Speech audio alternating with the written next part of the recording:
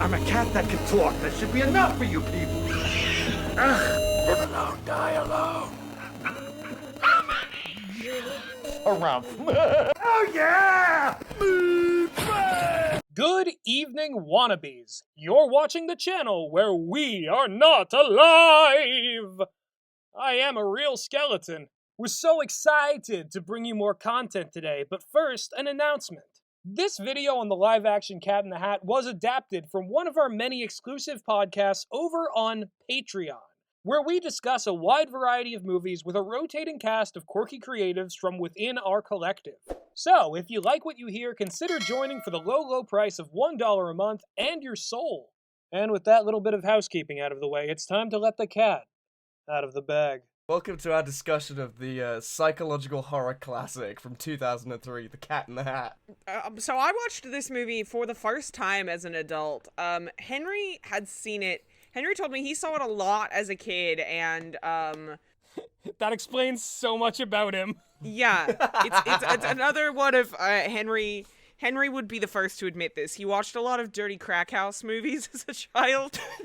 Every once in a while, he will reference G-Force and Space Chimps as if I'm expected to know what he's talking I know about. that's seen like Planet 51 or whatever that Yeah.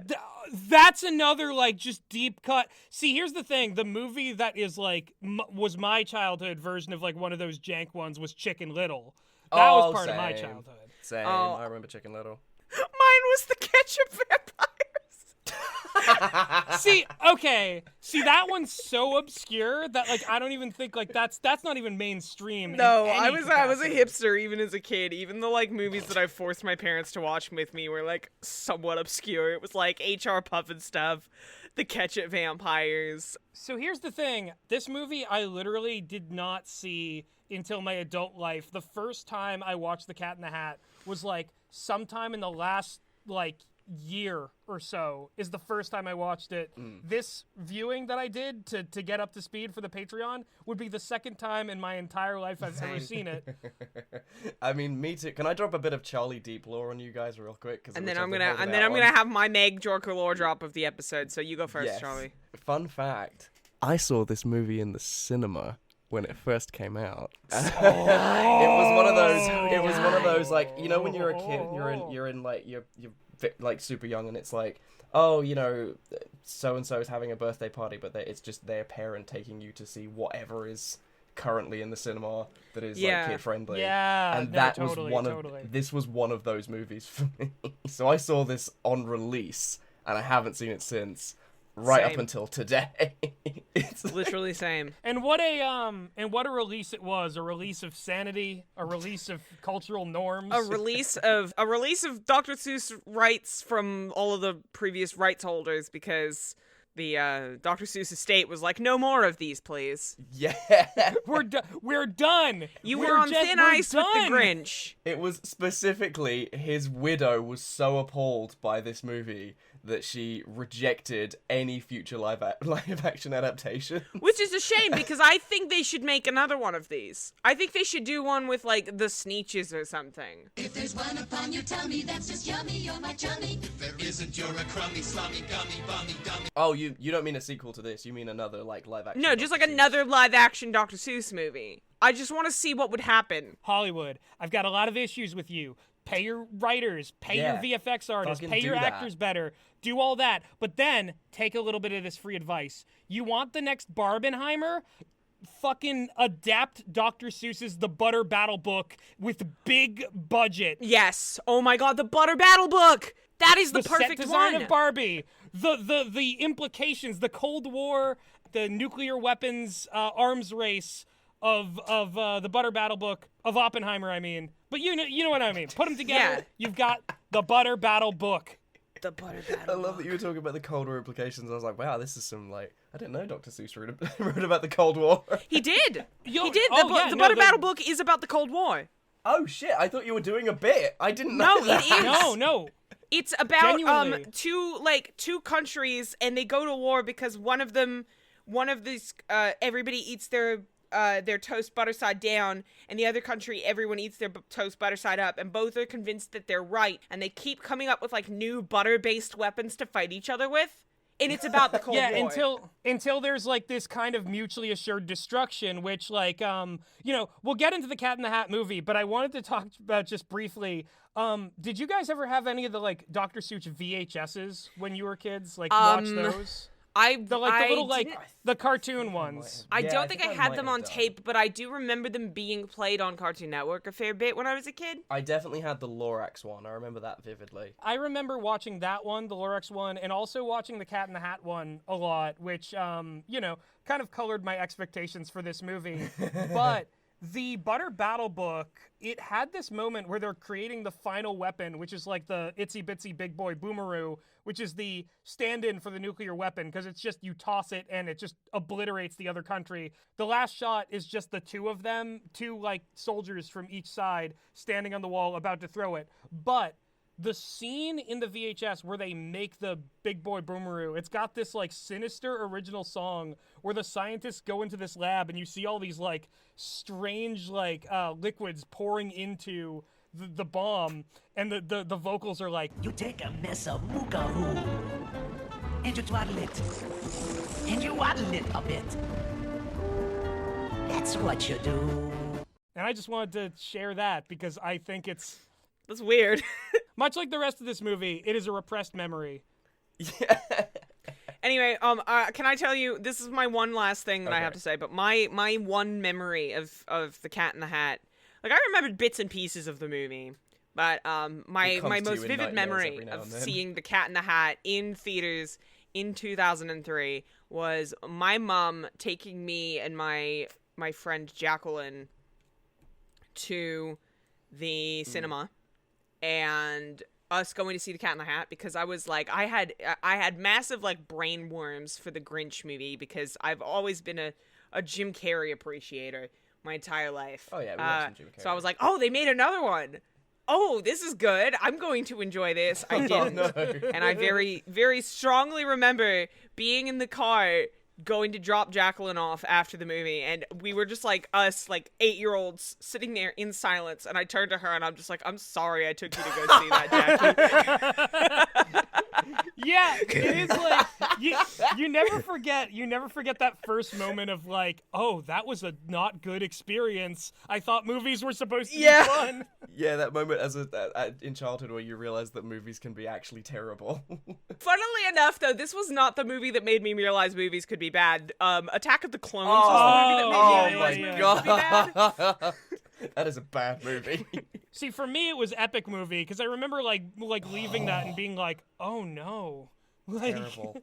How did they get away with that? And that's what you're thinking the whole time when you're watching The Cat in the Hat, And speaking honestly. of nuclear weapons, we open on a whole ass nuclear test site of a town, Anvil, which is one of the weirdest settings I've ever seen committed to film. Let me break, like, the premise of the Cat in the Hat down if people don't, if kids these days don't know the old books or whatever. It's a couple of kids, they're having a kind of like, the day their parents are out, no fun allowed, that sort of thing. Then this cat shows up and turns their world upside down. But according to this movie, the mum is a real estate agent working for... Whose boss is like a weird, like, germaphobe. Yeah. Who, if someone so much as touches his hand, will fire them on the spot. Yeah. And the way that he does it is, like, he'll just go, like, fired. Well, no. Well, that's the thing. It ends in this, like, fired.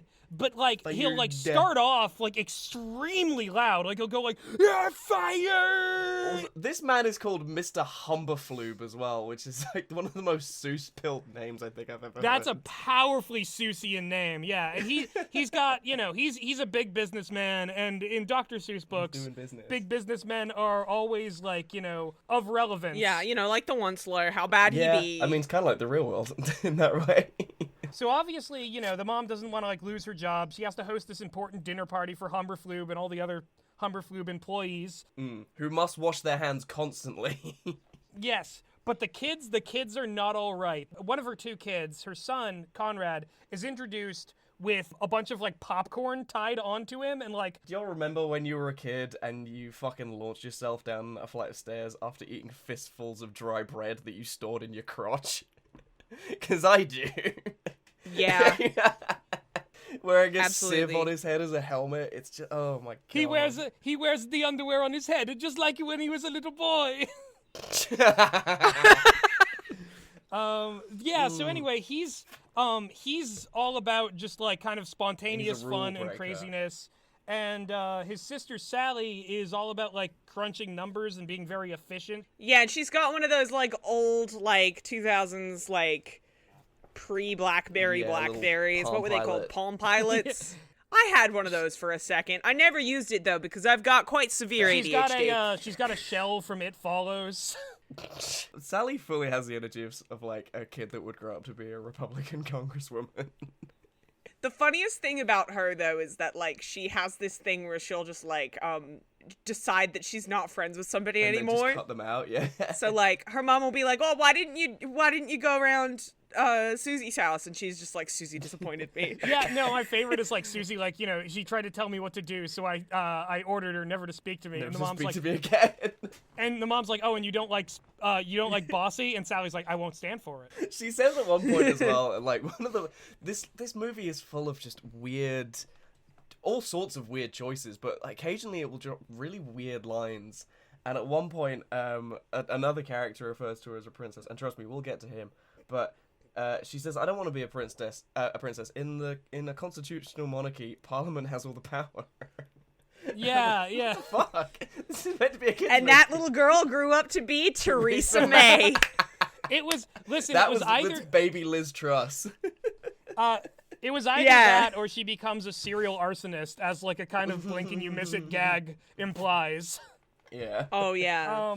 Speaking of But gags, speaking of that other character, we have Alec Baldwin jump scare in this movie. Yeah, Alec Baldwin as the, like, male gold digger, because he's like a bum and he lives in a crappy house and he's got, like, a wife beater and, like, sweatpants, and he sits around all day watching the aerobics Yeah. channel while the repo men come and take his Yeah, his furniture grift is he while he's pretends just to sitting be a there and he's like, salesman. "Ah, come on!" and my favorite thing Yeah, but he pretends to be And rich. my favorite thing about that is that this is, like, an immaculate set that's, like, like, too clean. Everything looks so artificial. And then Oh, you just yeah, see it's this so guy weird. in his, like, dirty house with, like, a bunch of empty Bud Lights sitting on a, like seeing like, a Yeah. beer bottle in this universe, like, it shatters the immersion in a really funny way, because it's just, like... I don't think it's a Bud Light. I think it's like you know how in cartoons There's, like, a they stand-in, can't yeah. have real beer brands, so it'll be like a bottle with, like, an XXX written on it. It's that kind of No, thing. but it said, like, light on it. Like, it was definitely, like, meant to mimic that yeah. label. No, it is weird to see. It is weird to see a messy house in this universe, but, like, a realistically messy house, not the set kind of falling apart, yeah.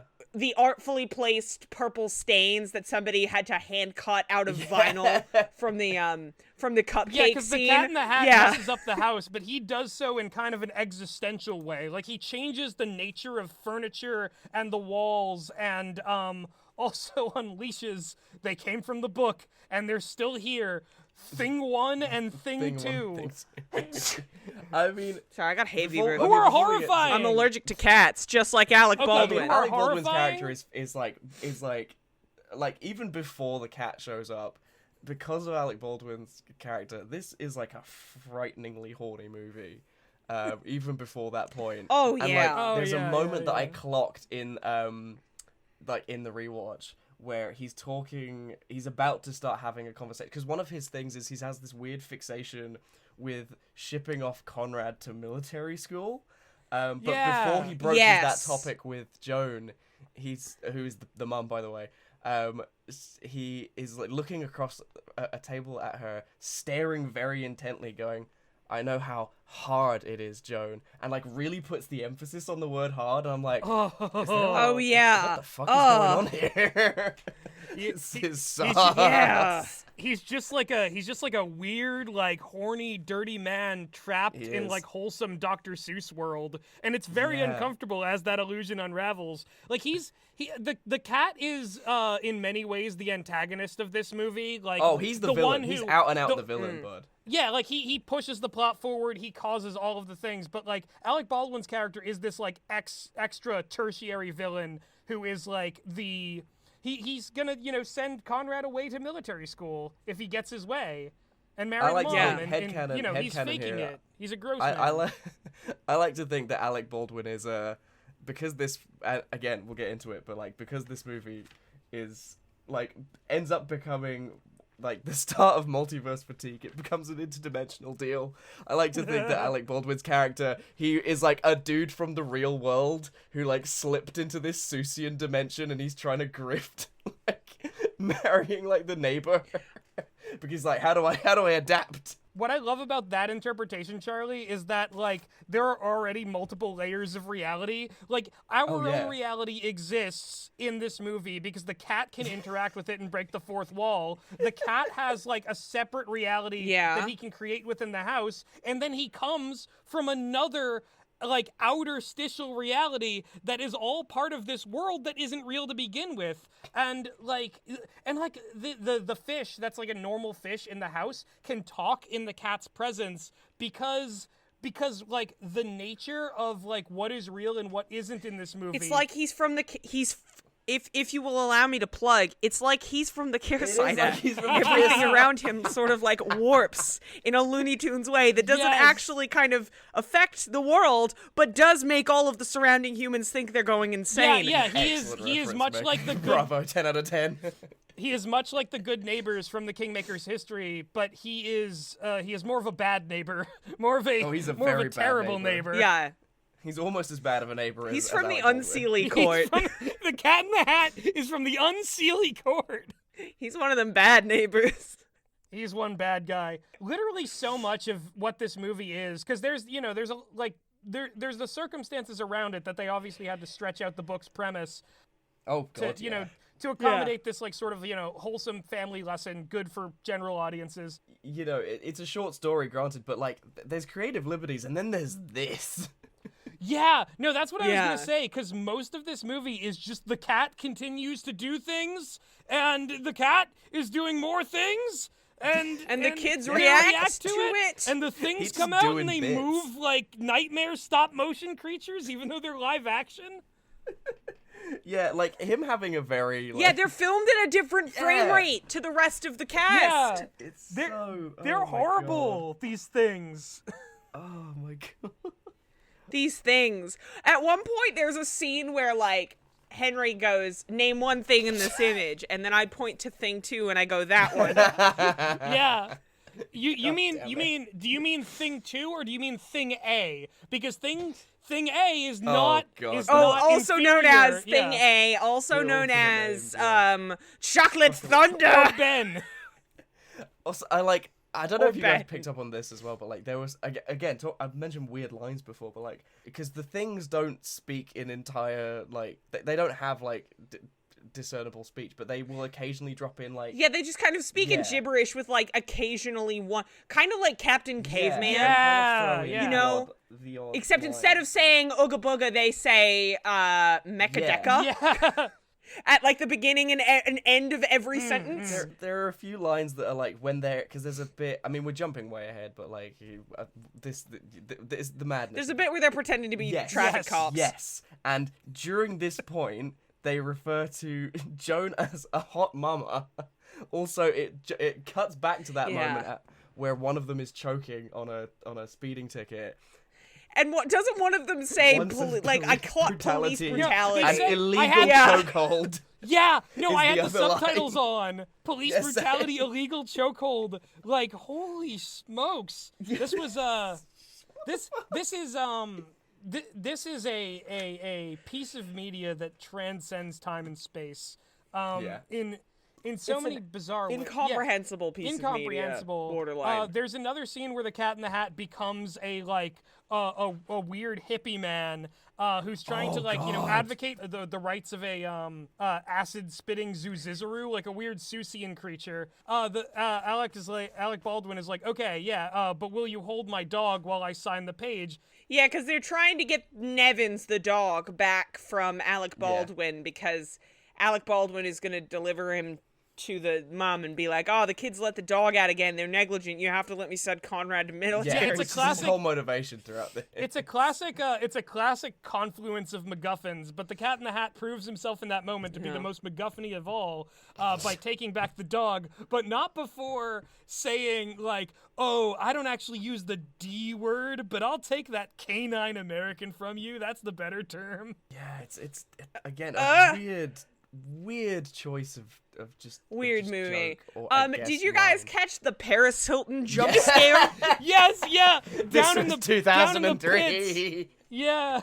This is just what it was like. If you forgot that this movie was made in 2003, you will get to that scene and you will be punched in the face by the fact that this movie was made in 2003. Because the surface, because weird part of like unknown lore of this, because it's unclear at a certain point what the cat's doing and what's just part of the world.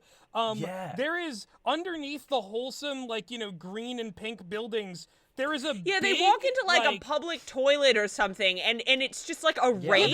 There's a big party underground under the city, and the cat sees Paris Hilton and is all like, whoa, yeah. Oh, can we? And he gets another hat boner. Talk about the first hat boner because he picks up when he first arrives. He picks up that picture of Joan and is just like humana, and his hat. And he pulls the back of the portrait out, implying that there's a Playboy centerfold. Yeah. And it's it rolls of all the mom way down. So there's one of two implications there. One is that Joan has that just on display in her house, and that's something that maybe she used to do before she was a real estate agent. Or through metaphysical means, the cat created a fucking fold out of this woman based on a photo of her. And then he keeps it to whack off to it later. Yeah. And if that's not terrifying, I don't know what is. Also, can we just talk about the fact that if his hat is his metaphorical phallus, later in the movie, the hat pops open and a bunch of balls that are red and white, the same color of the hat, just kind of spill out.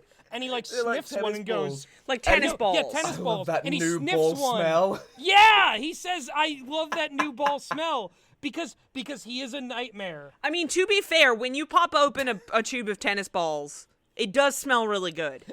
And clearly this movie is true to life in that aspect. Yeah, it's I suppose. very... And clearly neither of you have ever played tennis. That's also true. No, that's very true. The Cat in the Hat plays tennis. The Cat in the Hat also dances with a fruit hat. The Cat in the Hat also. There's some he has what's the name of that? Oh, what's her name? That famous singer who had the bananas on her head. It is whatever. Reminiscent of that, yeah. Yeah, it's just reminiscent of that. But then he's when he turns around, he's got So he's got I don't know, rockmelon halves as his boobs in this costume, and then he turns around and he's got watermelon halves as his ass cheeks. Yeah, it's 1 minute there's a conversation, and then it will they'll again with no anything, it will just cut to there's a fucking salsa number. This reminds me of the Ernest movies in a big way. Do you guys remember those? I've never seen an Ernest movie in my life. No, neither have I. Okay, well, when I was a kid, I saw one of them, and it was Ernest Scared Stupid. I've been informed as an adult that there's 5 more of those. And very similar to the Cat in the Hat, Ernest would just kind of randomly do bits, and he would be different characters. In the same way that Beetlejuice in the Beetlejuice cartoon would do, or The Mask. Robin Williams' Genie. I think the Cat in the Hat is like the nadir of that type of character, of just like a guy that just will stop and just do bits and have a different character. It's true. For every situation. And that's the thing. The bits come so quickly and they change so rapidly that like there is that one musical number that contains the salsa number in the middle of this movie. I could not for the life of me remember the song itself because there's so much happening. No. There's so much that occurs. Something about funny time. There's a moment where he's like, and everyone is there's happy. a moment where he's like, you can't have fun without you in the middle, and he has like 3 like spelling blocks of F, U, and N, and he tears the F and N off, and then the lighting like freaks out like it's a dismemberment in a horror movie, and he like does like a weird dance for like 3 seconds, and then we just move the right on. It's breakneck, like just stuff happening. Guys, I noticed, I don't know if you noticed, but there was like a hashtag CinemaSins ding plot hole. Yeah. So there's a part where they're like going through some book, or like maybe it's when they're going through the contract. Oh yeah. In the contract signing scene, Okay, where they then my find words. like the veterinarian's like receipt for him being spayed. Yeah, it's true. As it's a joke, true. you know, haha, he no have blawls. He no have have blawls. His blawls have been They taken. took his balls. But then later on, when he's pretending to be the piñata, why does he scream when the kid hits him in the crotch if he doesn't have balls? Maybe it never fully healed. I don't like that I'm thinking about this, Meg. I think maybe they just forgot that they put the joke about him being That's spayed also in the true. movie. That's probably what happened. I think maybe the cat can do whatever he wishes with his own anatomy because he's just that much of a reality warper. Well, that's true. And it's just too funny for him to get hit in the balls. No, that's the thing. Wait, I think I know what it is. Yeah, no, maybe he's like Roger Rabbit, like it only works if it's funny. Yeah. Like him being spayed in that scene is funny because it's embarrassing for him to have to have the note, but him getting hit and being in pain and being hit so hard that he's like force feminized and wears a dress for a second. It's weird. It's a weird moment. It flashes to him swinging on a swing while easy like Sunday morning play. Yeah. The reason why he both is spayed and has enough balls for them to be fucking destroyed by the swing of a piñata hitting child is because both of those moments are equally funny because they stem from his own suffering. Yeah. So yes. Yeah, so really his power is kind of a double-edged sword, and we see that throughout this movie. Yeah. Well, that's the thing. I mean, like, I'm gonna, you know, to this movie's credit, it's not a good movie, but to this movie's credit, there is one scene within it that I think is genuinely fucking great. And it is the astounding products segment where through his strange metaphysical means, the cat is simultaneously appearing in There's 2 of him. He's in 3 places at once. He's 3, He yeah. is in Oh, the that's audience right, because watching. there's a third one of him like watching. infomercial like segment where he is both the presenter and the person presenting their astounding product, and that's where the "I'm so excited" because he's playing as the inventor cat. He's put like, or the chef or whatever. I don't know what he's meant to be, but He's like a chef and an inventor. he took inventing as an elective in culinary school. Yeah. At chef school, yeah. But, he's doing that. He's doing the kind of Mike Myers. It's not quite the Shrek accent because he's not Scottish, but he's meant to be from Cheshire, not Cheshire. It's actually Cheshire, England, but Cheshire. But there's a moment in that where the presenter is getting on the other cat's nerves, and he's like, "I'll get you, and I'll make it look like a bloody accident." It's really funny. It's so funny because like they're arguing, and then like it like cuts back to the audience at one point, and you see the cat in the audience Just as well, cheering them and on. He does one of his other catchphrases, which is just "Oh yeah, Oh yeah. Oh yeah. This guy's got like 65 catchphrases. That- All right, it's so I'm that gonna try and breathy, list like, as many. laugh as well. I'm gonna... That is. Oh yeah, the wheezing laugh, which I can't imitate. I'm not doing it. Then there's oh yeah, which he just wholesale stole from the Kool-Aid Man. Then there's the brief He drank the Kool-Aid context man. specific. I'm so excited. So that's Yeah. 3. And then there's the when a couple of times he goes like, "Look at you," and he like pretends to Yes. bite And them. then there's when'd you get so smart? How'd you get so smart? Yeah. That's just one of my favorites, and it's not even a catchphrase. It's just a strange moment. It's when he's introducing the things to Conrad and Sally, and he like intentionally gets them confused and like gets them to introduce themselves to each other, and then just in the middle of it, he just goes, "I am the cat." And that's Yeah, a moment of sobering reality. It feels like his powers, again, getting back to that scene Charlie mentioned, it feels like they inhibit him as much as they enable him to do things. Yeah. Because in the Yeah, midst of his like, crazy like I'm the chef and I'm in the audience and I'm the other guy, he severs his own tail. And this is in universe treated as a thing that he might sue the kids over. It causes a we'll be right back to happen on screen in the movie. And then when it comes back, he's sitting there with the lawyers, and he goes, "So I think we do have a case." And he's like, get out of here, and he like sends the lawyers away, and then the movie just keeps on rolling. The weirdest thing about the cat that I'd completely forgotten his about human face. since His watching this very as a obvious kid. human face. Yeah, his human face is very weird. But also, like, hey, Mike Myers, where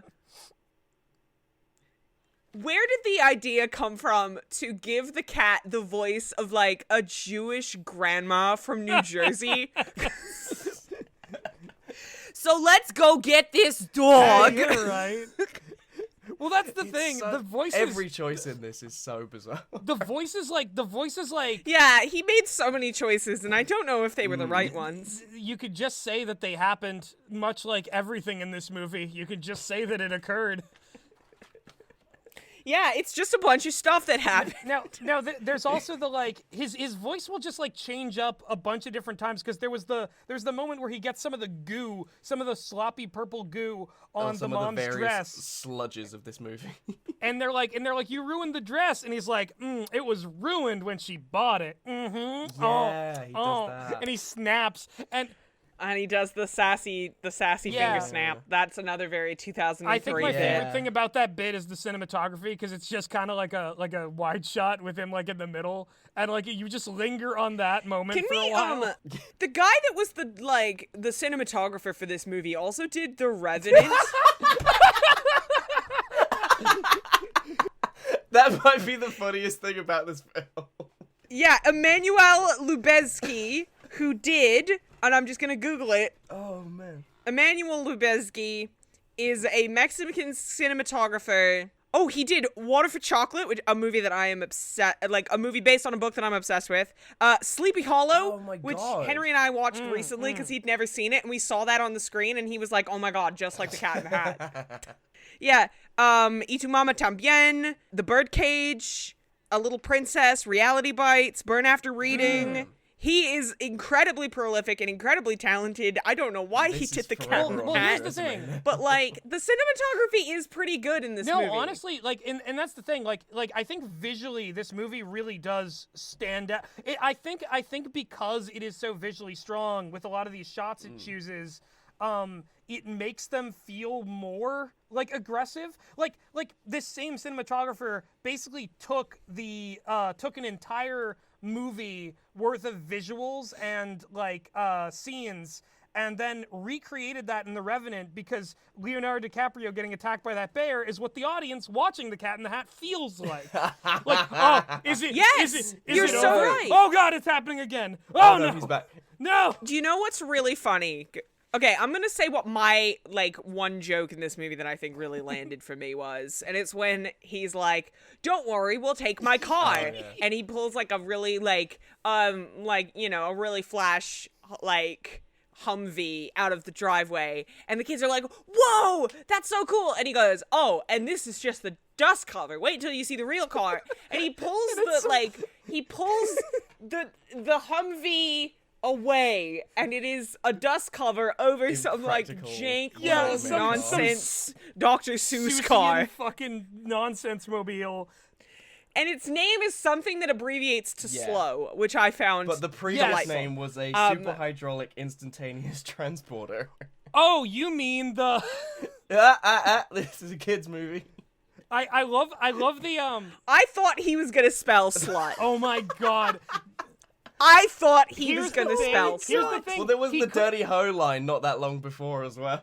Oh god, yeah, I think that's what primed it in my Yeah, mind. The just like, dirty hoe. I'm sorry, baby, I love Like, you. sir, you simply cannot do that. Who said that this was okay to show to kids? I'm an adult, and I'm like, I don't think I should be watching Yeah, this. yeah. No, it like this is like really like it's really kind of like wildly uncomfortable at times. Oh, yeah. In just the way that like Oh yeah. well also like when they're like driving the slow later on, he's like, there's a voice in the back of my head that says this is a bad idea, but there's an even louder voice saying, let the 12-year-old drive. And then they're trying to. Okay, so in that scene where like Alec Baldwin is getting driven home by the mom. You can overhear at one point he's my talking about God. military school again because he will not let Yeah. this go, and he says, "And they only beat them once every other day." Yeah. Oh, God. The thing is, I think the thing is too is that like there is no like there's no sense that like the world that they live in, it has this like very wholesome feel, but there's no sense that this is like, you know, a world where people are treated fairly. Like, you step out of line, you break the rules too much, and you're fired. You're fired. Fired. Like, you and Henry did that a couple of times before I'd seen this movie, and I thought you guys were making fun of, like, I thought it was a Donald Trump thing. I mean, given that this was like back in the mid 2000s, this would have been like concurrent with the Apprentice, right? Him, yeah, because he hosted The Apprentice, didn't he? I don't know. He did in this. I never he did in watched this- it. Oh no, yeah, no, it's true. I wasn't much of a reality TV slut back in the day, so. No, Neither. I'm just a regular one. Hey, oh yeah! There's my one. My one. That's the name of the car. the slut. It's the regular slut. I thought he was gonna spell slut. Yeah, the My brain was so broken by this film by that I think point. all of the- I think Superior- all of our brains are broken by this film. yeah, the superior, lightning Superior? fast, undulating transport. Transportation. Yeah, there we that's go. the We got one. it. You can use that at home, folks. I don't know why you Yeah. would. You know, I don't know why you wouldn't. We didn't I even hope- talk about the fact that, like, again, I mean, I briefly alluded to it earlier, but like, we didn't even talk about the fact that, again, from the source material, that this became just the dimensional, like, the different dimensions that, like, this film. Yeah. Weirdly similar to Annihilation. Yeah. If you consider the box is the shimmer, right? The box is now the I'm just shimmer. imagining that meme of like, what if we kissed in the Cat in the Hat like nightmare trip dimension? The nightmare box. What if we kissed in the Cat in the Hat dimension and we were both But yeah, things? but like his dimension starts spilling into the house while they're away because Yeah, Conrad like takes I the said, walk on. just like Yeah, Annihilation. Annihilation. You And know- then they get you back know- and it's been completely reformed, but it's like it's just my brain when I was watching that, you know, my brain just went, "Oh, you caused an incursion. This was the real multiverse of madness." Okay, there's that. Oh my There's that, God. but there's another cinematic parallel. You've got two kids and reality warping and a malicious entity that seems to do them harm. This is just artsy maximalist skinamarink. Oh, for fuck's sake. It is Skinamarink. Oh my god. Because, like, could God you not damn picture it. the Cat in the Hat? I'm just imagining the voice of the demon from Skinamarink saying, "How'd you get so smart?" How'd you get so smart? Or just like Conrad being like, Kevin, did you know that you can make cupcakes out of anything? Kevin? yeah. You can make cupcakes out of anything. Which is the most sinister thing to say. And at the end of the movie, they're like, Mom, did you know that you can make cupcakes out of anything? And if those were my kids, I'd be like, okay, I'm calling poison control. So if anyone has eaten one of those, take them to hospital and have their fucking stomach pumped. Can we also talk about just in the reality of this universe? Because Alec Baldwin's character gets fucked up a ton by the cat and the shenanigans. He gets can we also shat out of the house. He gets flattened and like pushed out of the pipe. Yeah, just like goopified. But can we talk about Yeah, it just made me think of that scene in The Blob where the guy gets pulled down the sink. It's like that. Exactly. It's a lot like that, He but got in reverse. glopped up and put in the pipe. Can we pour out a tall glass of purple slime for poor Mrs. Kwan, the original Oh, shout out to babysitter? Mrs. Kwan. Oh, She's the Mrs. best character in this Kwan. because she's the only one who hasn't sinned. Yeah, she is the Jesus best Christ. character because She is simply just having a nap. Another joke that really hit for me as an adult that I like would never have gotten as a kid is when Mrs. Kwan turns on like Taiwanese parliament on the news and they're all just like beating the shit out of each other. Like I've watched my fair share of Russell Howard's Good News. I've seen how like crazy Taiwanese And news She she goes, gets. no She's more just big like- government. And yeah, I'm like, you tell "Christ." him no more big I government. love her. Yeah. I love her. She is played by Josh's mom from Crazy Ex-Girlfriend, which I love that. Henry is standing here. He wants to Oh, say come on something. in. Moment. Come on in. Alec Baldwin was acting macho and had a stupid look about him, so he had to go into the pod. He had a face like a mushroom. The Cat in the Hat has a face like a mushroom, and if you act stupid and have a macho look about you, you go into the Going pipe. in the thing bin. Yeah, exactly. No, and Well, yeah, because there's that moment where you think that Alec Baldwin has fallen to his death in the Shark Boy and Lava Girl CGI Death looking would be- ass world. Oh, it's so sharp. there Yeah. is it's the man. planet Just drool. plummets. He does the Hans Gruber like plummet, and you think Yeah. he's gone for good, but then no, the house rejects him, and he Yeah. is born again into He this was world. rejected. Death is covered too in kind purple of fate. slime. Death is too kind of fate for anyone like in all this of us. universe. It's the yeah. fact and as well that the cat planned it all. He is like textually the villain. He is textually a demonic The entity one- within the this one- film. The mastermind. He's Eisen. He's so scary. He is Isaac. Only one can stand at the top of the world. Oh yeah! Oh yeah. Oh my god. Is I'm at a loss. I'm at a loss What for are we things to doing, say about boys? this film. no, but Miss Kwan, she like while she's like asleep, she's like a very heavy sleeper. She gets puppeted around by the things on God, yeah. wires, and also she gets used as a flume ride at one point. It made me think, seeing the things puppet her, it made me think of that one, I forget which Nightmare on Elm Street it is, but because they're using red string, like, it made me think of that one Nightmare on Elm Street with the tendons. Oh, yeah, and Dream where- Warriors. Dream Warriors, yeah. Yes! Freddy is puppeting with the tendons, and that which has always freaked me out as an image, but like, it's just like, oh no. Oh, it's terrible. Oh no. Yeah, like you pointed out, Gus, she gets used as a flume ride. Yeah, not just any flume ride though, a flume ride at Universal Studios. Cha-ching! Ka-ching!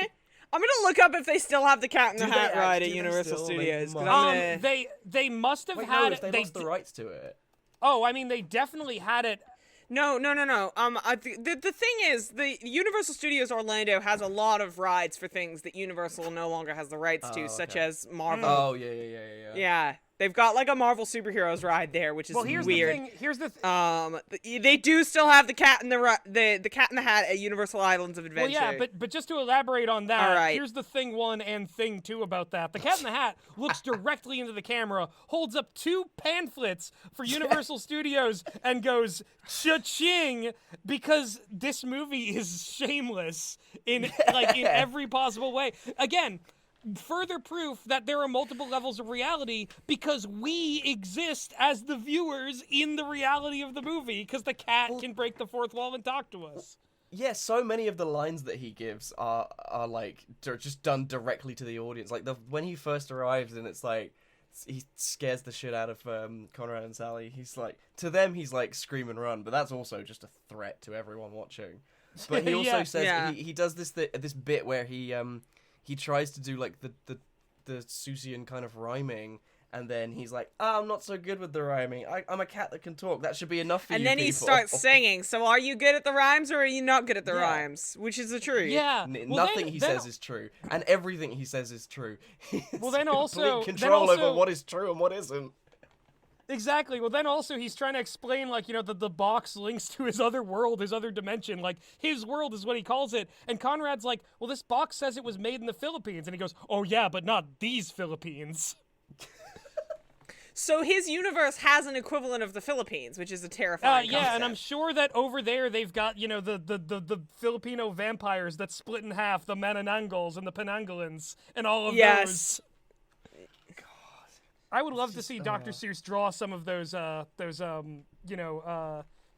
Asian I would love vampires. to see... Now, here's the funny thing about Dr. Seuss. A lot of the time, people are like, oh, this is shitting all over Dr. Seuss's vision. I went to a Dr. Seuss art exhibition once where there was, like, fully a painting. Yeah, there was fully a painting of, like, the Cat in the Hat playing pool and, like, drinking whiskey and smoking a big fat cigar. Canon. So it's like, Canon. he was not above no. drawing the Cat in the Hat, doing some child-unfriendly things. That's the thing. I think that, like, much like the reality of this movie, Dr. Seuss's vision is a malleable construct that people nowadays invoke to, like, earn political points for whatever they're saying his vision was. I just realized something also. Like, this movie is a nightmare to watch, and it's very clear. Like, I don't know how, the audience listening to this podcast is meant to feel, because this is one of the first times that we haven't been like, go watch this movie first. Yeah. Go check it out. It's one of the few times that we're like, maybe don't. Maybe skip this one. But also, if you're here, there is a high percentage don't. chance that you've seen it and you know the horror. This podcast mostly exists as like a way of digging up those repressed memories in people who have who saw this as kids, or like many of us really saw it for the first time as adults. Yeah. Yeah.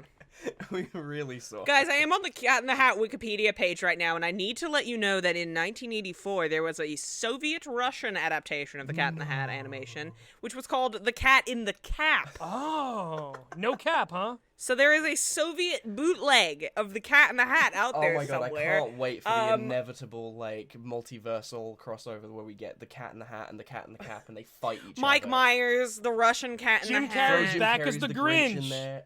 Yeah. Oh god, Yes. yeah. We get like actual animated the Lorax and the Onceler from that horrible Illumination movie. How bad he be showing up, come on. Can he be? That just reminds me of like, being like why not throw, Will Arnett Lego Batman into the Flash at this point? Because like they've already Yeah, God.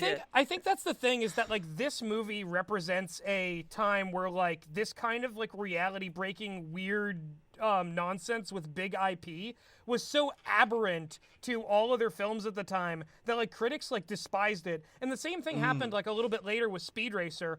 But I think, to put a positive spin on it, I think like the success of the Lego Movie series and also Barbie most recently proves that there is like this like movie, even though there's a lot of stuff that's flawed about its execution, it laid the groundwork for some really interesting experimental stuff that's been done with big IP recently. And done better. But also shit like Cats in the Flash. So, it's a double-sided double-edged sword, And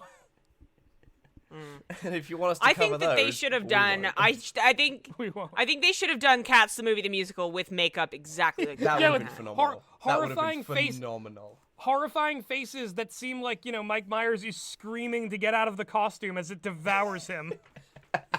That would have been the actual butthole cut, because the cat goes arse out in this movie.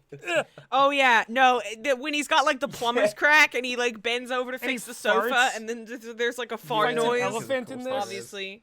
God. Yeah, he fights an elephant Called in the Simba. sofa. Yeah. It's like Down Simba. What the fuck? What a weird movie. Yeah. Movies. This movie is hell. This movie would be hell on earth if it was on Earth, but it's thankfully its own But it's bizarre not on pocket Earth. dimension. So it's just hell. It's just hell to watch. Yeah. It's hell! Jigoku da! Jigoku da!